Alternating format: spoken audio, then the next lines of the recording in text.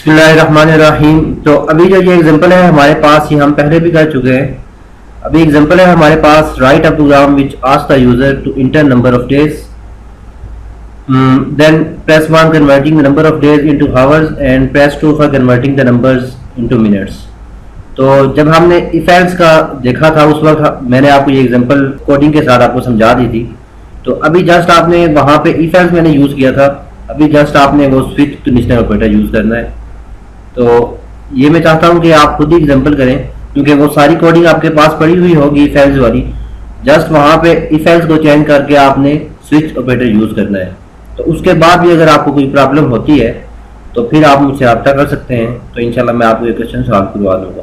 तो मिलते हैं नेक्स्ट एग्जांपल के साथ। अल्लाह हाफ़िज़।